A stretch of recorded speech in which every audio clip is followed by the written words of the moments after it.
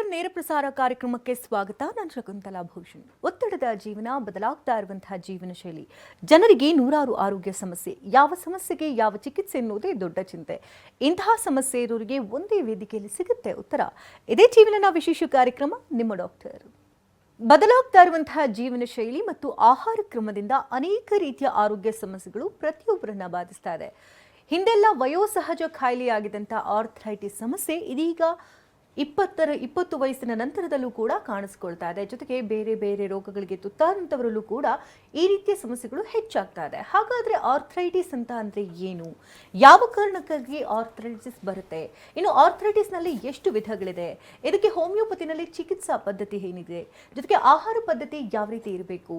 ದೈನಂದಿನ ಚಟುವಟಿಕೆ ಹೇಗಿರಬೇಕು? ಲೈಫ್ ಸ್ಟೈಲ್ ಹೇಗಿರಬೇಕು? ಎಲ್ಲದರ ಬಗ್ಗೆ ಮಾಹಿತಿನ ಕೊಡೋದಕ್ಕೆ ನಮ್ಮ ಹೋಮಿಯೋಪತಿಯ ವೈದ್ಯರಾಗಿರ್ತಕ್ಕಂಥ ಡಾಕ್ಟರ್ ಮಂಜುನಾಥ್ ಅವರು ನಮ್ಮೊಂದಿಗಿದ್ದಾರೆ. ಬನ್ನಿ ಕಾರ್ಯಕ್ರಮಕ್ಕೆ welcome. Welcome to the show. Thank you. Arthritis ಸಮಸ್ಯೆ ಬಹುದೊಡ್ಡದಾಗಿ ಅಂದರೆ ತುಂಬಾ ಗ್ರಾಸ್ಪ್ ಆಗಿ ಬೆಳೀತಾ ಇದೆ ಅಂತ ಹೇಳ್ಬೋದು. ಈ ಹಿಂದೆ ಎಲ್ಲ ಅಂದರೆ ಒಂದು 45 ವರ್ಷ ಆದಮೇಲೆ ಮಂಡಿ ನೋವು, ಸೊಂಟ ನೋವು ಇದೆಲ್ಲ ವೆರಿ ಕಾಮನ್ ಅಂತ ಹೇಳ್ತಾ ಇದ್ರು. ಬಟ್ ಇತ್ತೀಚಿನ ದಿನಗಳಲ್ಲಿ ಲೈಫ್ ಸ್ಟೈಲ್ ಡಿಸೀಸ್ ಆಗಿ ಕೂಡ ಈ ಆರ್ಥರೈಟಿಸ್ ಮಾರ್ಪಡ್ತಾ ಇದೆ. ಕಳೆದ 2 ವರ್ಷಗಳಲ್ಲಿ ನೋಡೋದಂದ್ರೆ ಕೊರೋನಾ ಸಂದರ್ಭದಲ್ಲಿ ತುಂಬಾ ಜನ ಮನೆಯಲ್ಲೇ ಕುಳಿತು ಆರ್ಥರೈಟಿಸ್ ಜನರೇಟ್ ಆಗಿದೆ ಅಂತ ಕೂಡ ತುಂಬಾ ಜನ ಹೇಳ್ತಾ ಇದ್ದಾರೆ. ಪಾಸಿಟಿವ್ ಬಂದಿದೆ, ಫ್ಯಾಮಿಲಿನಲ್ಲಿ ಇಲ್ಲವೇ ಇರಲಿಲ್ಲ ಅಂತೆಲ್ಲ ಕಂಪ್ಲೇಂಟ್ಸ್ಗಳು ಬರ್ತಾ ಇದೆ. ಮೊದಲಿಗೆ ಈ ಆರ್ಥರೈಟಿಸ್ ಅಂದರೆ ಏನು, ಜೊತೆಗೆ ಇಷ್ಟು ಬಹುದೊಡ್ಡದಾಗಿ ಬೆಳೀತಾ ಇರೋದಕ್ಕೆ ಕಾರಣಗಳೇನು? ಖಂಡಿತ ನೀವು ಹೇಳಿದ್ದು ಸರಿ. ಇವತ್ತಿನ ಒಂದು ದಿನಗಳಲ್ಲಿ ಬಹಳನೇ ಒಂದು ದೊಡ್ಡದಾಗಿ ಹರಡ್ತಾ ಇರೋವಂಥ, ಬೆಳೀತಾ ಇರೋವಂಥ ಒಂದು ಕಂಡೀಷನ್ಸಲ್ಲಿ ಅಥವಾ ಏಲ್ಮೆಂಟ್ಸಲ್ಲಿ ಅಥವಾ ಕಾಯಿಲೆಗಳಲ್ಲಿ ಆರ್ಥರೈಟಿಸ್ ಕೂಡ ಭಾಳ ಒಂದು ದೊಡ್ಡ ಪಾತ್ರ ವಹಿಸುತ್ತೆ. ಮುಂಚೆ ಆದರೆ ಗೊತ್ತಿಲ್ಲದೆ ಬರುವಂಥ ಕಾಯಿಲೆಗಳು ಎಷ್ಟೊಂದಿತ್ತು. ಈಗೆಲ್ಲ ಗೊತ್ತಾಗಿ ಬರುವಂಥ ಒಂದು ಕಾಯಿಲೆಗಳು ಅಂದರೆ ನಾವಾಗೆ ತರಿಸ್ಕೊಳ್ಳುವಂಥ ಕಾಯಿಲೆಗಳು ಹೆಚ್ಚಾಗ್ತಾ ಇದೆ. ಫಾರ್ ಎಕ್ಸಾಂಪಲ್ ನಮಗೆ ಲೈಫ್ ಸ್ಟೈಲ್ ಕಂಡೀಷನ್ ಡಿಸೀಸಸ್ ಅಂತ ಹೇಳ್ತೀವಿ, ಅಥವಾ ಆಹಾರ ಪದ್ಧತಿ ಚೇಂಜಸ್ ಆಗಿರುವಂಥದ್ದು, ರೆಸಿಸ್ಟೆನ್ಸ್ ಪವರ್ ಕಡಿಮೆ ಆಗಿ ಕಾಯಿಲೆಗಳು ಬರುವಂಥದ್ದು, ನಮ್ಮ ಲೈಫ್ ಸ್ಟೈಲ್ ಚೇಂಜಸ್ ಆಗಿ ಸರಿ ಇಲ್ಲದೆ ಇರುವಂಥ ಒಂದು ಕಾಯಿಲೆಗಳು ಬರುವಂಥದ್ದು. ಸೊ ಅದರಲ್ಲಿ ಆರ್ಥರೈಟಿಸ್ ಕೂಡ ಹೆಚ್ಚಾಗಿ ಕಾಣಿಸ್ಕೊಳ್ತಾ ಇರುವಂಥ ಒಂದು ಕಂಡೀಷನ್ ಅಂತಲೇ ಹೇಳ್ಬೋದಾಗತ್ತೆ. ಆರ್ಥರೈಟಿಸನ್ನೇ ನಾವು ಕನ್ನಡದಲ್ಲಿ ಸಂಧಿವಾತ ಅಂತ ಹೇಳಿ ಕರಿತೇವೆ. ಸೊ ನಮ್ಮ ಸ್ನಾಯುಗಳಲ್ಲಿ, ನಮ್ಮ ಮೂಳೆಗಳಲ್ಲಿ ಯಾವಾಗ ಉರಿಯೂತನ ಕಾಣ್ತಾ ಬರ್ತಾ ಇರ್ತೀವಿ ಅಥವಾ ಸವೆತನ ಕಾಣ್ತಾ ಬರ್ತಾ ಇರ್ತೀವಿ, ನೋವನ್ನ ಕಾಣ್ತಾ ಬರ್ತಾ ಇರ್ತೀವಿ, ಆ ಕಂಡೀಷನ್ನೇ ನಾವು ಸಂಧಿವಾತ ಅಥವಾ ಆರ್ಥರೈಟಿಸ್. ಸೊ ಎಲ್ಲ ಮೂಳೆಗಳ ನೋವು ಆರ್ಥರೈಟಿಸ್ ಇರೋದಿಲ್ಲ, ನಾನಾ ಥರದ ಕಾರಣಗಳಿರುತ್ತೆ.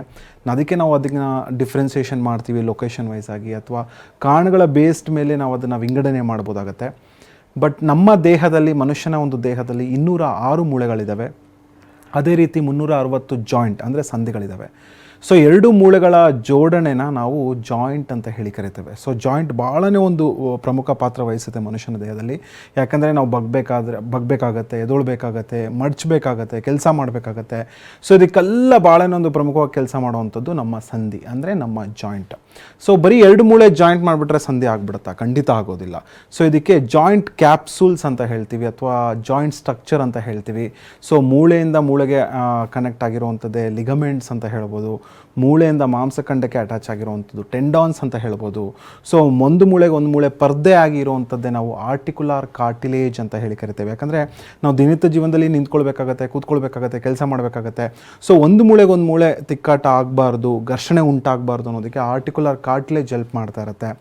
ಆ್ಯಸ್ ಎ ಲೂಬ್ರಿಕೇಟಿಂಗ್ ಜೆಲ್ ಆಗಿ ಸೈನೋವೆಲ್ ದ್ರವ ಅಂದರೆ ಸೈನೋವೆಲ್ ಫ್ಲೂಯಿಡ್ ಕೆಲಸ ಮಾಡ್ತಾ ಹೋಗ್ತಾ ಇರುತ್ತೆ. ಸೊ ಇದೆಲ್ಲ ಸಪೋರ್ಟಿಂಗ್ ಸ್ಟ್ರಕ್ಚರ್ಸ್ ಆಗಿಯೇ ಜಾಯಿಂಟ್ ಕ್ಯಾಪ್ಸೂಲ್. ಸೊ ಯಾರ ಜಾಯಿಂಟ್ ಕ್ಯಾಪ್ಸೂಲ್ ಚೆನ್ನಾಗಿರುತ್ತೆ, ಸ್ಟ್ರೆಂತ್ ಆಗಿರುತ್ತೆ, ಯಾವುದೇ ರೀತಿಯ ತೊಂದರೆಗಳು ಉಂಟಾಗೋದಿಲ್ಲ. ಬಟ್ ನಮ್ಮ ಇವತ್ತಿನ ಒಂದು ಲೈಫ್ ಸ್ಟೈಲ್ ಕಂಡೀಷನಿಂದ ಆ ಜಾಯಿಂಟ್ ಕ್ಯಾಪ್ಸೂಲ್ ವೀಕ್ ಆಗ್ತಿದೆ. ಯಾಕಂದರೆ ಮೂಳೆಗಳಿಗೆ ಏನು ಬೇಕೋ ಅದನ್ನು ನಾವು ಸೇವನೆ ಮಾಡ್ತಾ ಇಲ್ಲ, ಜಾಯಿಂಟ್ ಕ್ಯಾಪ್ಸೂಲ್ಗೆ ಏನು ಬೇಕೋ ಅದನ್ನು ನಾವು ಎಕ್ಸಸೈಸ್ ಮಾಡ್ತಾ ಇಲ್ಲ. ಸೊ ಅದರಿಂದ ಏನಾಗುತ್ತೆ, ಅದರ ಸಾಂದ್ರತೆ ಕಡಿಮೆ ಆಗ್ತಿದೆ, ಅದರ ಶಕ್ತಿ ಕಡಿಮೆ ಆಗ್ತಿದೆ, ಅದು ಕೆಲಸ ಮಾಡೋ ರೀತಿ ಕಡಿಮೆ ಆಗ್ತಿದೆ. ಸೊ ಇದರಿಂದ ಏನಾಗುತ್ತೆ, ಸೊ ಮನುಷ್ಯನಿಗೆ ಅರ್ಲಿ ಸ್ಟೇಜಸ್ಸಲ್ಲೇ ಈ ಆರ್ಥರೈಟಿಸ್ ಅಥವಾ ಸಂಧಿವಾತಗಳು ಬರುವಂಥ ಸಮಸ್ಯೆಗಳು ಹೆಚ್ಚಾಗ್ತಾ ಇದೆ ಅನ್ನೋದು ಹೇಳ್ಬೋದಾಗತ್ತೆ. Medically there are more than 100 types of arthritis. 100 ಥರದ ವಿಧವಾದ ಆರ್ಥರೈಟಿಸ್ಗಳನ್ನ ನಾವು ನೋಡ್ಬೋದು. ಅದರಲ್ಲಿ ಮುಖ್ಯವಾಗಿ ನಮ್ಮ ದಿನದ ಪ್ರಾಕ್ಟೀಸಲ್ಲಿ ನೋಡುವಂಥದ್ದು ಒಂದು 6ರಿಂದ 7 ರೀತಿಯ ವಿಧವಾದ ಒಂದು ಸಂಧಿವಾತಗಳನ್ನ ನೋಡ್ಬೋದು. ಅದರಲ್ಲಿ ಅತಿ ಪ್ರಮುಖವಾಗಿ ಅತಿ ಹೆಚ್ಚಾಗಿ ಕಾಣಿಸ್ಕೊಳ್ಳುವಂಥದ್ದು ಆಸ್ಟಿಯೋ ಸಂಧಿವಾತ ಅಂತ ಹೇಳಿ ಕರಿತೇವೆ. ಆಸ್ಟಿಯೋ ಆರ್ಥರೈಟಿಸ್ ಆಗಿರ್ಬೋದು, ಅಥವಾ 2ನೇದಾಗಿ ರುಮಟಾಯ್ಡ್ ಆರ್ಥರೈಟಿಸ್ ಅಂತ ಹೇಳಿ ಕರಿತೇವೆ. 3ನೇದಾಗಿ ಗೌಟಿ ಆರ್ಥರೈಟಿಸ್ ಅಂತ ಹೇಳಿ ಕರಿತೇವೆ. ಅದೇ ರೀತಿ ಸೋರಿಯಾಟಿಕ್ ಆರ್ಥರೈಟಿಸ್ ಆಗಿರ್ಬೋದು, ಸೆಪ್ಟಿಕ್ ಆರ್ಥರೈಟಿಸ್ ಆಗಿರ್ಬೋದು, ಆ್ಯಂಕಲೋಸಿಂಗ್ ಸ್ಪಾಂಡಿಲೈಟಿಸ್ ಅಂತ ಹೇಳ್ತೀವಿ, ಅಥವಾ viral arthritis. So after viral infection chikungunya ಆಗಿರ್ಬೋದು, ಅಥವಾ ಈ ರೀತಿಯ ಒಂದು ವೈರಸಸ್ ಎನಿ ಕಂಡೀಷನ್ಸ್ ಆಗಿರ್ಬೋದು. ಎಷ್ಟೋ ಜನ ಕೊರೋನಾ ಎಫೆಕ್ಟ್ ಆದಮೇಲೆ ಆರ್ಥ್ರೈಟಿಸ್ ಬಂದಿದೆ. ಸೊ ವೈರಲ್ ಆರ್ಥ್ರೈಟಿಸ್ ಕೂಡ ಇವತ್ತಿನ ದಿನಗಳಲ್ಲಿ ತುಂಬ ಜನ ಇದರಿಂದ ಬಳಲ್ತಾ ಇರೋದು ಉಂಟು. ಸೊ ಇದರಲ್ಲಿ ಮುಖ್ಯವಾಗಿ ನಾನು ಹೇಳಿದೆ ಆಸ್ಟಿಯೋ ಸಂಧಿವಾತ ಅಥವಾ ಆಸ್ಟಿಯೋ ಆರ್ಥ್ರೈಟಿಸ್ ಕಾಣಿಸ್ಕೊಳ್ತಾ ಬರ್ತಾ ಇರುತ್ತೆ. ಮುಂಚೆ ಎಲ್ಲ ಒಂದು 50 ವರ್ಷ ಆದಮೇಲೆ ಕಾಣಿಸ್ಕೊಳ್ತಾ ಬರ್ತಿತ್ತು. ಬಟ್ ಇವತ್ತಿನ ದಿನಗಳಲ್ಲಿ 40 ವರ್ಷದ ಮೇಲ್ಪಟ್ಟು 35 ವರ್ಷದ ಮೇಲ್ಪಟ್ಟ ಜನರಲ್ಲಿ ಅಥವಾ ವಯಸ್ಕರಲ್ಲಿ ಇದು ಅತಿ ಹೆಚ್ಚಾಗಿ ಕಂಡುಬರ್ತಿದೆ. ಸೊ ಇದು ಅತಿ ಹೆಚ್ಚಾಗಿ ನಮ್ಮ ತೂಕ ಯಾವ ಮೂಳೆ ಹೊರುತ್ತೆ, ಫಾರ್ ಎಕ್ಸಾಂಪಲ್ ಮಂಡಿಯ ಮೂಳೆ ಆಗಿರ್ಬೋದು, ನೀ ಜಾಯಿಂಟ್ ಅಂತ ಹೇಳಿ ಕರಿತೇವೆ, ಅಥವಾ ಸೊಂಟದ ಮೂಳೆ ಆಗಿರ್ಬೋದು, ಹಿಪ್ ಜಾಯಿಂಟ್ ಅಂತ ಹೇಳಿ ಕರಿತೇವೆ. ಸೊ ಇಲ್ಲಿ ಅತಿ ಹೆಚ್ಚಾಗಿ ಭಾರ ಹೊರೋದ್ರಿಂದ, ಭಾರ ಕೆಲಸ ಮಾಡೋದ್ರಿಂದ ಇದು ಕಾಣಿಸ್ಕೊಳ್ಳುವಂಥದ್ದು. ಸೊ ಎರಡು ಮೂಳೆಗಳ ಮಧ್ಯೆ ನಾನು ಹೇಳಿದೆ ಒಂದು ಪರ್ದೆ ಆಗಿ ಆರ್ಟಿಕ್ಯುಲರ್ ಕಾರ್ಟಿಲೇಜ್ ಇರುತ್ತೆ ಅಂತ. ಸೊ ಆರ್ಟಿಕ್ಯುಲರ್ ಕಾರ್ಟಿಲೇಜಲ್ಲಿ ಒಂದು ಪ್ರೋಟೀನ್ ಕಂಟೆಂಟ್ ಇರುತ್ತೆ, ಅದನ್ನು ನಾವು ಮೆಡಿಕಲಿ ಪ್ರೋಟಿಯೋಗ್ಲೈಕನ್ ಅಂತ ಹೇಳಿ ಕರಿತೇವೆ. ಸೊ ಯಾವ ಒಂದು ಮನುಷ್ಯನ ಜಾಯಿಂಟಿನ ಆರ್ಟಿಕ್ಯುಲರ್ ಕಾರ್ಟಿಲೇಜಲ್ಲಿ ಆ ಪ್ರೋಟೀನ್ ಕಂಟೆಂಟ್ ಕಡಿಮೆ ಆಗುತ್ತೆ, ಪ್ರೋಟಿಯೋಗ್ಲೈಕನ್ ಕಡಿಮೆ ಆಗುತ್ತೆ. ಸೊ ಆಗ ಅದರ ಕಾರ್ಟಿಲೇಜಿನ ಶಕ್ತಿ ಒಂದು ಕುಗ್ಗುತ್ತೆ, ಕಡಿಮೆ ಆಗುತ್ತೆ. ಸೊ ಅದರಿಂದ ನಿಂತ್ಕೊಂಡಾಗ, ಅಥವಾ ಭಾರತ ಒಂದು ಕೃಷಿ ಪ್ರಧಾನ ದೇಶ, ನಿಂತ್ಕೊಂಡು ಕೆಲಸ ಮಾಡುವಂಥದ್ದು ಹೆಚ್ಚು, ಅಥವಾ ಒಂದೇ ಸಮ ಕೂತ್ಕೊಂಡು ಕೆಲಸ ಮಾಡುವಂಥದ್ದು ಹೆಚ್ಚು, ಮೆಟ್ಲತ್ತಿ ಕೆಲಸ ಮಾಡುವಂಥದ್ದು ಹೆಚ್ಚು. ಎಷ್ಟೋ ಜನ ಅದು ಕೂಡ ಈ ಆಕ್ಯುಪೇಷನಲ್ಲಿ ಇರ್ತಾರೆ. ಸೊ ಅವಾಗ ಭಾರ ಹೆಚ್ಚಾದಾಗ ಏನಾಗುತ್ತೆ, ಆರ್ಟಿಕ್ಯುಲರ್ ಕಾರ್ಟಿಲೇಜಿನ ಒಂದು ಪರ್ದೆ ಏನಿರುತ್ತೆ ಸೊ ಅದು ಸವಿತಾ ಬರುತ್ತೆ. ಸೊ ಅದು ಗ್ರ್ಯಾಜುವಲ್ ಆಗಿ ಏನಾಗುತ್ತೆ, ಪೇಯ್ನ್ ಸ್ಟಾರ್ಟ್ ಆಗೋಕ್ಕೆ ಬರುತ್ತೆ. ಸೊ ಸ್ವಲ್ಪ ಹೊತ್ತು ನಡೆದ್ರೆ ನನಗೆ ನೋವು ಸ್ಟಾರ್ಟ್ ಆಗಿಬಿಡುತ್ತೆ, ಡಾಕ್ಟರ್ ರೆಸ್ಟ್ ತೊಗೊಂಡ್ರೆ ಕಡಿಮೆ ಆಗುತ್ತೆ. ಸೊ ಏನೋ ಒಂಥರ ನಡೀತಿದ್ರೆ ಕ್ರಿಪಿಟಸ್ ಅಂತ ಹೇಳ್ತೀವಿ, ಸೌಂಡ್ ಬರ್ತಾ ಹೋಗ್ತಾ ಇರುತ್ತೆ. ಎರಡು ಮೂಳೆಗಳ ಘರ್ಷಣೆ ಉಂಟಾದರೆ ಸೌಂಡ್ ಬರುತ್ತೆ. ಸೊ ಈ ರೀತಿಯ ಒಂದು ಕ್ರಿಪಿಟಸ್ ಬರುವಂಥದ್ದು, ನೋವು ಉಂಟಾಗುವಂಥದ್ದು, ಸ್ವೆಲ್ಲಿಂಗ್ ಆಗುವಂಥದ್ದು, ರೆಡ್ನೆಸ್ ಆಗುವಂಥದ್ದು, ಇದೆಲ್ಲ ನಾವು ಆಸ್ಟಿಯೋ ಆರ್ಥ್ರೈಟಿಸಿನ ಒಂದು ಲಕ್ಷಣ ಅಂತ ಹೇಳ್ಬೋದಾಗತ್ತೆ. ಅದೇ ರೀತಿ ಎರಡನೇದಾಗಿ ಕಾಣಿಸ್ಕೊಳ್ಳುವಂಥದ್ದೇ ರುಮಟಾಯ್ಡ್ ಆರ್ಥ್ರೈಟಿಸ್. ಸೊ ತುಂಬ ಜನಕ್ಕೆ ಇದು ಗೊತ್ತಿಲ್ಲ ರುಮಟಾಯ್ಡ್ ಅಂದರೆ ಏನು ಅಂತ. ಸೊ ರುಮಟಾಯ್ಡ್ ಆರ್ಥ್ರೈಟಿಸ್ ಅನ್ನೋದು ಒಂದು ಆಟೋ ಇಮ್ಯೂನ್ ಕಂಡೀಷನ್ ಅಂತ ಹೇಳ್ತೀವಿ, ಅಥವಾ ಆಟೋ ಇಮ್ಯೂನ್ ಡಿಸೀಸ್ ಅಂತ ಹೇಳ್ತೀವಿ. ಇದರ ಎಕ್ಸ್ಪ್ಲನೇಷನ್ ಕೊಡಬೇಕು ಅಂತ ಹೇಳಿದ್ರೆ, ಪ್ರತಿಯೊಬ್ಬರ ಮನುಷ್ಯನ ದೇಹದಲ್ಲಿ ರೋಗ ನಿರೋಧಕ ಶಕ್ತಿ ಅಂದರೆ ರೆಸಿಸ್ಟೆನ್ಸ್ ಪವರ್ ಇರುತ್ತೆ. ಈ ರೋಗ ನಿರೋಧಕ ಶಕ್ತಿ ನಮ್ಮ ಕಣಗಳು ಅಥವಾ ನಮ್ಮ ಕಾರ್ಟಿಲೇಜ್ ಏನೇ ಒಂದು ಅದು ಪ್ರೊಟೆಕ್ಟಿವ್ ಆಗಿ ಕೆಲಸ ಮಾಡಬೇಕು. ಸೊ ಈ ರೀತಿ ಒಂದು ಆಟೋಮ್ಯೂನ್ ಕಂಡೀಷನ್ಸಲ್ಲಿ ಏನಾಗುತ್ತೆ, ಅದು ಪ್ರೊಟೆಕ್ಟ್ ಮಾಡೋ ಬದಲು ಡೆಸ್ಟ್ರಾಯ್ ಮಾಡ್ತಾ ಹೋಗ್ತಾ ಇರುತ್ತೆ. ಸೊ ನಮ್ಮ ಕಣಗಳನ್ನ ಡೆಸ್ಟ್ರಾಯ್ ಮಾಡ್ತಾ ಹೋಗ್ತಾ ಇರುತ್ತೆ, ನಮ್ಮ ಕಾರ್ಟಿಲೇಜ್ನ ಡೆಸ್ಟ್ರಾಯ್ ಮಾಡ್ತಾ ಹೋಗ್ತಾ ಇರುತ್ತೆ, ನಮ್ಮ ಜಾಯಿಂಟ್ ಕ್ಯಾಪ್ಸುಲ್ನ ಡೆಸ್ಟ್ರಾಯ್ ಮಾಡ್ತಾ ಹೋಗ್ತಾ ಇರುತ್ತೆ. ಸೊ ಇದರಿಂದ ರುಮಟಾಯ್ಡ್ ಆರ್ಥ್ರೈಟಿಸಿನ ಒಂದು ಲಕ್ಷಣಗಳು ಸ್ಟಾರ್ಟ್ ಆಗುತ್ತೆ. ಸೊ ಯಾವಾಗ ಆಸ್ಟಿಯೋ ಆರ್ಥ್ರೈಟಿಸ್ 40 ವರ್ಷದ ಮೇಲ್ಪಟ್ಟು ಬರುತ್ತೆ, ಸೊ ಈ ರುಮಟಾಯ್ಡ್ ಆರ್ಥ್ರೈಟಿಸ್ಗೆ ಯಾವುದೇ ರೀತಿಯ ವಯಸ್ಸಿನ ಇತಿಮಿತಿ ಇಲ್ಲ. ಒಂದು 10 ವರ್ಷದ ಮಕ್ಕಳಲ್ಲೂ ಬರ್ಬೋದು, 20 ವರ್ಷದ ಒಂದು ಹುಡುಗನಲ್ಲಿ ಬರ್ಬೋದು, 30 ವರ್ಷದ ಒಂದು ವಯಸ್ಕರಲ್ಲೂ ಕೂಡ ಬರ್ತಾ ಹೋಗ್ಬೋದಾಗುತ್ತೆ. ಇದಕ್ಕೆ ಮುಖ್ಯ ಕಾರಣ ನಮ್ಮ ಹೆರಿಡಿಟ್ರಿ ಅಂದರೆ ಆನುವಂಶಿಕತೆ. ತಂದೆಗೆ ರುಮಟಾಯ್ಡ್ ಆರ್ಥ್ರೈಟಿಸ್ ಇರುವಂಥದ್ದು, ಅಥವಾ ತಾಯಿಗೆ ರುಮಟಾಯ್ಡ್ ಆರ್ಥ್ರೈಟಿಸ್ ಇರುವಂಥದ್ದು, ಅಥವಾ ತಾತ ಅಜ್ಜಿಗೆ ಪೆಟ್ರನಲ್ ಸೈಡ್ ಯಾರಿಗಾದರೂ ರುಮಟಾಯ್ಡ್ ಆರ್ಥ್ರೈಟಿಸ್ ಫ್ಯಾಕ್ಟರ್ ಹೆಚ್ಚಿರುವಂಥದ್ದು, ಅಥವಾ ಎನಿ ಆಟೋಮ್ಯೂನ್ ಕಂಡೀಷನ್ಸ್ ಇರುವಂಥದ್ದು, ಅವರ ನೆಕ್ಸ್ಟ್ ಜನ್ರೇಷನ್ ಮಕ್ಕಳಿಗೆ ಬರುವಂಥ ಸಾಧ್ಯತೆ ಖಂಡಿತ ಇರುತ್ತೆ. ಮತ್ತು ಮತ್ತೊಂದು ಕಾರಣ ರುಮಟಾಯ್ಡ್ ಆರ್ಥ್ರೈಟಿಸ್ ಬರೋದಕ್ಕೆ ಮಾನಸಿಕ ಒತ್ತಡ. ಸೊ ಇವತ್ತಿನ ಒಂದು ದಿನಗಳಲ್ಲಿ, ಇವತ್ತಿನ ಒಂದು ಜಗತ್ತಲ್ಲಿ ಟೆನ್ಷನ್ ಇಲ್ಲದೇ ಇರೋವಂಥ ಒಂದು ವ್ಯಕ್ತಿ ಖಂಡಿತ ಇಲ್ಲ. ಒಂದು ಸಣ್ಣ ಮಗುವಿನಿಂದ ಹಿಡಿದು ಸಾಫ್ಟ್ವೇರ್ ಇಂಜಿನಿಯರ್ವರೆಗೂ ಒತ್ತಡ, ಟೆನ್ಷನ್, ಸ್ಟ್ರೆಸ್ ಅನ್ನೋದು ಖಂಡಿತ ಇರುತ್ತೆ. ಸೊ ಸ್ಟ್ರೆಸ್ನ ಯಾವಾಗ ಅದು ಡಿಸ್ಟ್ರೆಸ್ ಆಗ್ತಾ ಹೋಗ್ತಾ ಇರುತ್ತೆ, ಮನುಷ್ಯನಿಗೆ ಆಟೋ ಇಮ್ಯುನಿಟಿ ಕಂಡೀಷನ್ ಬರುವಂಥ ಸಾಧ್ಯತೆ ಖಂಡಿತ ಇರುತ್ತೆ. ಸೊ ರುಮಟಾಯ್ಡ್ ಆರ್ಥ್ರೈಟಿಸಲ್ಲಿ ಒಂದು ಮೂಳೆಗೆ ಸೀಮಿತ ಖಂಡಿತ ಇಲ್ಲ. ಸೊ ಸ್ಮಾಲರ್ ಜಾಯಿಂಟ್ಸ್ ಕೂಡ ಅಫೆಕ್ಟ್ ಆಗ್ತಾ ಹೋಗ್ತಾ ಇರುತ್ತೆ, ಅದೇ ರೀತಿ ಲಾರ್ಜರ್ ಜಾಯಿಂಟ್ಸ್ ಕೂಡ ಅಫೆಕ್ಟ್ ಆಗ್ತಾ ಹೋಗ್ತಾ ಇರುತ್ತೆ. ನಾವು ಎಷ್ಟೋ ಜನರಲ್ಲಿ ನೋಡಿರ್ಬೋದು, ಕೈಯಿನ ಬೆರಳುಗಳಲ್ಲಿ ಯಾಕೋ ನೋವು ಬರ್ತಾ ಇದೆ, ತುಂಬಾ ಸ್ಟಿಫ್ನೆಸ್ ಉಂಟಾಗ್ತಾ ಇದೆ.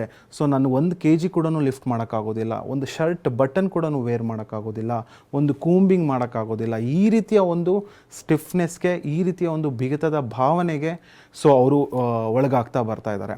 ಸೊ ಶ್ವಾನ್ ನೆಕ್ ಡಿಫಾರ್ಮಿಟಿ ಅಂತ ಹೇಳ್ತೀವಿ. ರುಮಟಾಯ್ಡ್ ಆರ್ಥ್ರೈಟಿಸು ಭಾಳ ನಾನಾ ಥರದ ಒಂದು ಆರ್ಥ್ರೈಟಿಸಲ್ಲಿ ರುಮ್ಯಾಟಿಕ್ ಆರ್ಥ್ರೈಟಿಸ್ ತುಂಬಾ ಕಷ್ಟ ಟ್ರೀಟ್ಮೆಂಟ್ ಮಾಡೋದಕ್ಕೆ ಅಥವಾ ಅದನ್ನು ಗುಣಪಡಿಸ್ಕೊಳ್ಳೋದಕ್ಕೆ. ಯಾಕೆಂದರೆ ಇದೊಂದು ಆಟೋಮ್ಯೂನ್ ಕಂಡೀಷನ್ ಇರೋದ್ರಿಂದ ತುಂಬ ವರ್ಷಗಳ ಕಾಲ ಮನುಷ್ಯನಲ್ಲಿ ಸಫರ್ ಮಾಡ್ತಾ ಹೋಗ್ಬೋದಾಗತ್ತೆ.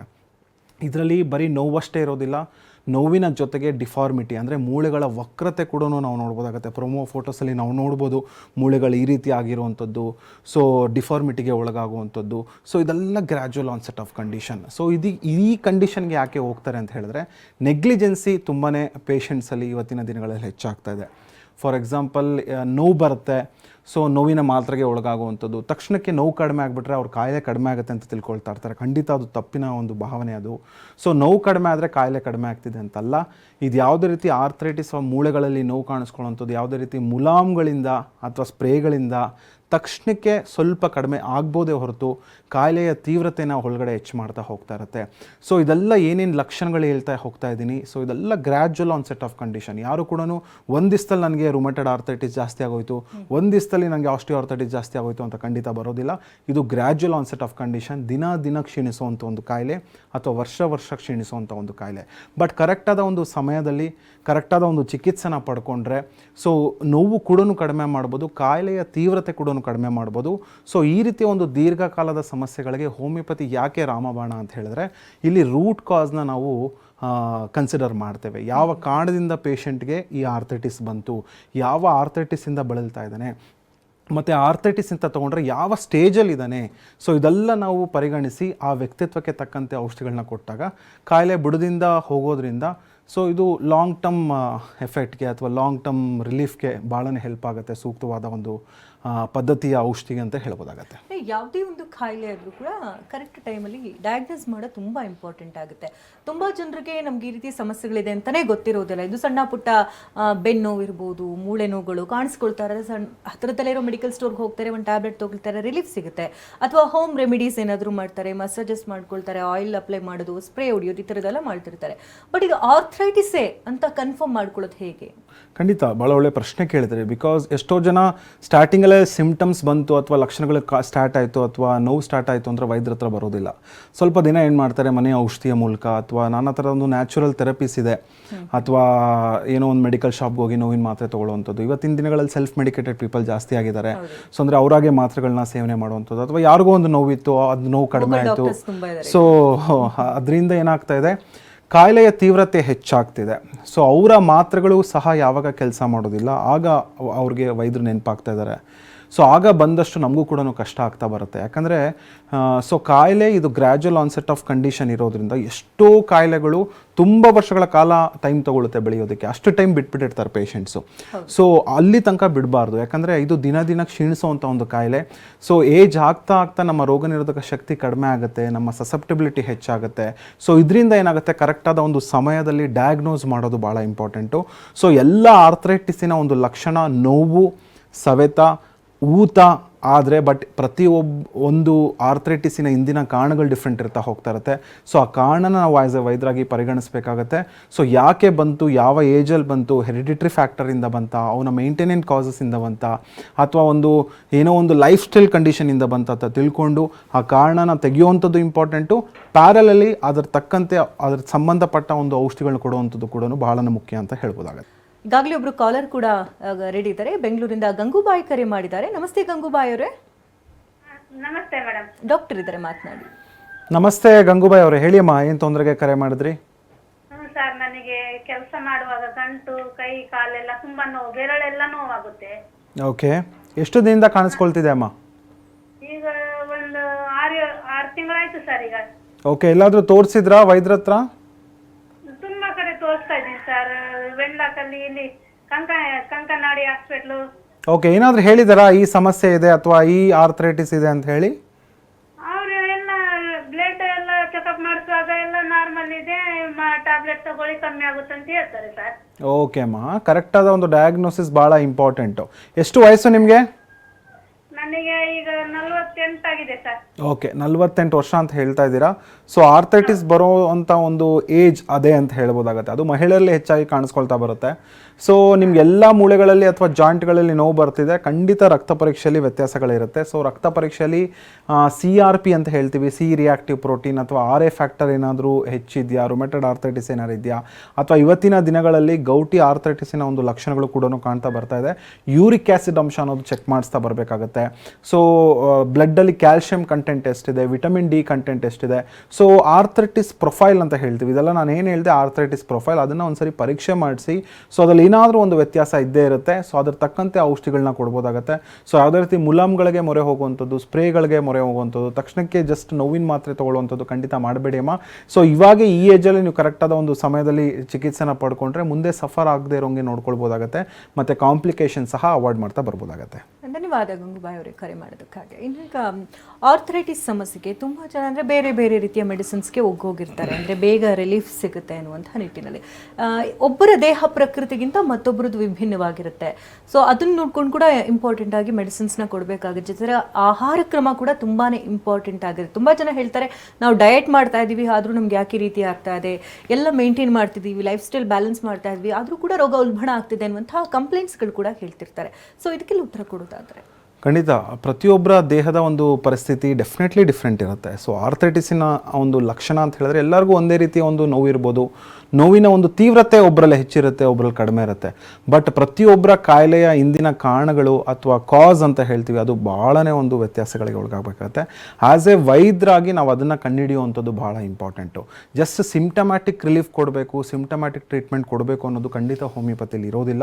ಸೊ ಹೋಮಿಯೋಪತಿಯ ತತ್ವನೇ ಇಂಡಿವಿಜುವಲಿಟಿ ಅಂತ ಹೇಳ್ತೀವಿ. ಅಂದರೆ ಒಂದು ವ್ಯಕ್ತಿಗೆ ಇನ್ನೊಂದು ವ್ಯಕ್ತಿ ಯಾವ ರೀತಿ ವಿಭಿನ್ನ ಇದ್ದಾನೆ ಅಂತ ಹೇಳಿ. ಫಾರ್ ಎಕ್ಸಾಂಪಲ್, ಇವಾಗ ಒಂದು 100 ಜನಕ್ಕೆ ನಾವು ಆರ್ಥರೈಟಿಸ್ನ ಪೇಷಂಟಿಗೆ ಒಂದು ಔಷಧಿ ಕೊಟ್ವಿ, ವಾಸಿ ಆಯಿತು ಅಂತ ಹೇಳಿದ್ರೆ ಆ ಔಷಧಿನ 101 ಒಂದು ಪೇಷಂಟ್ಗೆ ನಾವು ಕೊಟ್ಟರೆ ಅದು ವಾಸಿ ಆಗೋದಿಲ್ಲ. ಬಿಕಾಸ್ ಪ್ರತಿಯೊಬ್ಬರ ವ್ಯಕ್ತಿತ್ವ ಡಿಫ್ರೆಂಟ್ ಇರುತ್ತೆ, ಪ್ರತಿಯೊಬ್ಬರ ಕಾಯಿಲೆಯ ತೀವ್ರತೆ ಡಿಫ್ರೆಂಟ್ ಇರುತ್ತೆ, ಕಾರಣ ಡಿಫ್ರೆಂಟ್ ಇರುತ್ತೆ. ಸೊ ಆ ಮೆಡಿಸಿನ್ಸು ಪೇಷಂಟ್ಗೆ ಹೊಂದುವಂಥ ಒಂದು ಮೆಡಿಕೇಷನ್ಸ್ ಇರಬೇಕಾಗತ್ತೆ. ಸೊ ಆರ್ಥರೈಟಿಸಿನ ಒಂದು ಲಕ್ಷಣಗಳು ಕೂಡ ಅದೇ ರೀತಿ ಇಂಡಿವಿಜುವಲಿಟಿಯಾಗಿ ತೋರಿಸ್ತಾ ಹೋಗ್ತಾ ಇರುತ್ತೆ. ಎಲ್ಲ ಲಕ್ಷಣ ಎಲ್ಲರಲ್ಲೂ ಇರಬೇಕು ಅಂತಿರೋದಿಲ್ಲ. ಸೊ ಒಂದೇ ಕಾರಣ ಎಲ್ಲದರಲ್ಲೂ ಬರಬೇಕು ಅಂತಿರೋದಿಲ್ಲ. ಎಷ್ಟೋ ಜನರಲ್ಲಿ ನಾರ್ಮಲ್ ಲೈಫ್ ಸ್ಟೈಲ್ ಇರುತ್ತೆ, ಬಟ್ ಆರ್ಥರೈಟಿಸ್ ಉಲ್ಬಣ ಆಗ್ತಾ ಹೋಗ್ತಾ ಇರುತ್ತೆ. ಬಟ್ ಎಷ್ಟೋ ಜನಕ್ಕೆ ನೀವು ಹೇಳ್ದಂಗೆ ಲೈಫ್ ಸ್ಟೈಲ್ ತುಂಬ ಚೆನ್ನಾಗಿರುತ್ತೆ, ಯಾವುದೇ ರೀತಿ ಬ್ಯಾಡ್ ಹ್ಯಾಬಿಟ್ಸ್ ಇರೋದಿಲ್ಲ, ಯಾವುದೇ ರೀತಿಯ ಫುಡ್ ವ್ಯತ್ಯಾಸ ಇರೋದಿಲ್ಲ, ಬಟ್ ಆರ್ಥರೈಟಿಸ್ ಕಾಣಿಸ್ಕೊಳ್ತಾ ಬರ್ತಾ ಇರುತ್ತೆ. ಸೊ ಎಷ್ಟೋ ಜನಕ್ಕೆ ನಾವು ಹೇಳ್ಬೋದು ಇಡಿಯೋಪತಿಕ್ ಕಾಸ್ ಅಂತ ಹೇಳ್ತೀವಿ, ಕಾರಣನೇ ಗೊತ್ತಿರೋದಿಲ್ಲ. ಸೊ ಆರ್ಥರೈಟಿಸಿನ ಒಂದು ಲಕ್ಷಣಗಳು, ಆರ್ಥರೈಟಿಸಿನ ಒಂದು ಡಿಸೀಸ್ ಬರ್ತಾ ಹೋಗ್ತಾ ಇರುತ್ತೆ. ಸೊ ಇದನ್ನೆಲ್ಲ ನಾವು ಪರಿಗಣಿಸಬೇಕಾಗತ್ತೆ. ಅದಕ್ಕೆ ಹೋಮಿಯೋಪತಿಲಿ ನಾವು ಡೀಟೇಲ್ ಕೇಸ್ ಹಿಸ್ಟ್ರಿನ ಅದಕ್ಕೆ ನಾವು ತಗೊಳ್ಳುವಂಥದ್ದು. ಯಾಕೆ ಬಂತು, ಯಾವಾಗ ಬಂತು. ಸೊ ನಮ್ಮಲ್ಲಿ ಒಂದು ಕ್ಯಾಪ್ಷನ್ ಇದೆ, ಪ್ರಶ್ನಿಸದೆ ಒಪ್ಪಬೇಡಿ ಅಂತ ಹೇಳಿ. Don't accept without questioning. ಅಂದರೆ ಯಾವುದೇ ರೀತಿ ಪೇಷಂಟ್ ಹೇಳಿದ್ರು ಅಂತ ನಾವು ಅಕ್ಸೆಪ್ಟ್ ಮಾಡ್ತಾ ಹೋಗೋದಿಲ್ಲ. ಸೊ ಅದಕ್ಕೆ ಒಂದು ಕರೆಕ್ಟಾದ ಒಂದು ವೇ ಅನ್ನೋದಿರುತ್ತೆ. ಹೋಮಿಯೋಪತಿ ಔಷಧಿ ಮೂಲಕ ಕೊಟ್ಟ ಮೇಲೆ ಇದೇ ನೋವು ಕಡಿಮೆ ಆಗುತ್ತೆ, ಇಷ್ಟರಲ್ಲೇ ಕಡಿಮೆ ಆಗುತ್ತೆ ಅನ್ನೋದು ಒಂದು ಪ್ರಿಡಿಕ್ಟ್ ಮಾಡ್ತಾ ಬರ್ಬೋದಾಗತ್ತೆ. ಸೊ ಈ ರೀತಿಯ ಮೂಲಕ ಔಷಧಿಗಳು ಕೊಟ್ಟರೆ ಮಾತ್ರನೇ ಔಷಧಿಗಳು ಕೆಲಸ ಮಾಡುತ್ತೆ. ಸೊ ಅದೇ ರೀತಿಯ ನಾವು ರಿಸಲ್ಟ್ಸ್ ಕೂಡ ಆ ರೀತಿಯ ಒಂದು ಎಕ್ಸ್ಪೆಕ್ಟ್ ಮಾಡ್ತಾ ಬರ್ಬೋದು ಅನ್ನೋದು ಹೇಳ್ಬೋದು. ನಮಸ್ತೆ ಗಿರೀಶ್ ಅವರೇ. ಮ್ಯಾಮ್ ನಮಸ್ತೆ. ಡಾಕ್ಟರ್ ಇದೆ ಮಾತನಾಡಿ. ನಮಸ್ತೆ ಗಿರೀಶ್ ಅವರೇ, ಹೇಳಿ ಏನು ಸಮಸ್ಯೆ? ಸರ್ ನನಗೆ ಹೇಳಿ ಸರ್ ಹೇಳಿ.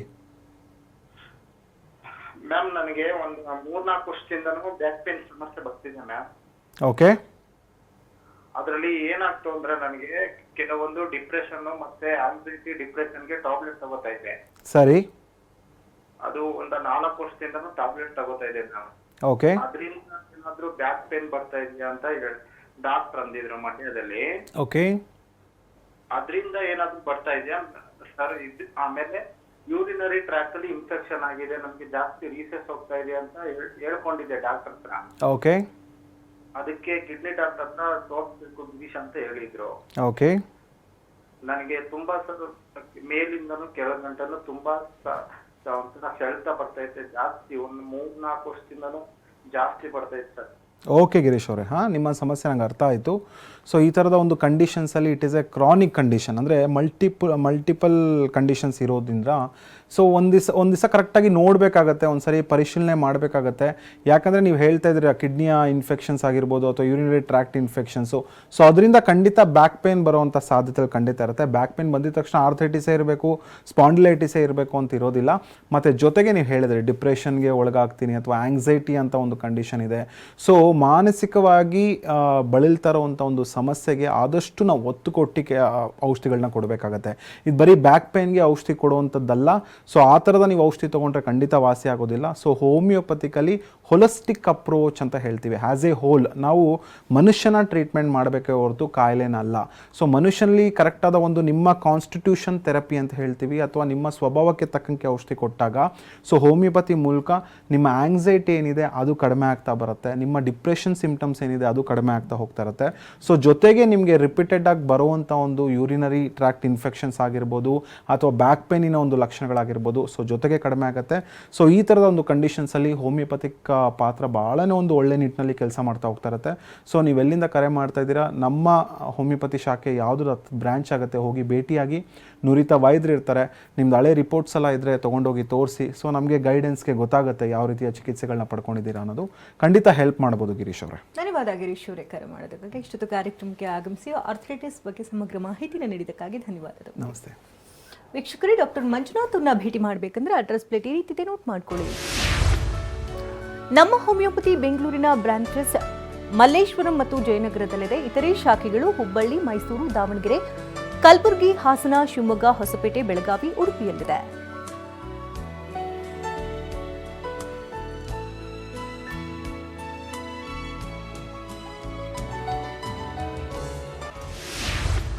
ಹಾಗೆ ಮಹಾರಾಷ್ಟ್ರ, ಮುಂಬೈ, ಪುಣೆ, ಸೋಲಾಪುರ, ಖೋಲಾಪುರ, ನಾಗ್ಪುರ, ಔರಂಗಾಬಾದ್ ಹಾಗೂ ನಾಸಿಕ್ನಲ್ಲೂ ಕೂಡ ಬ್ರಾಂಚಸ್ಗಳಿದೆ.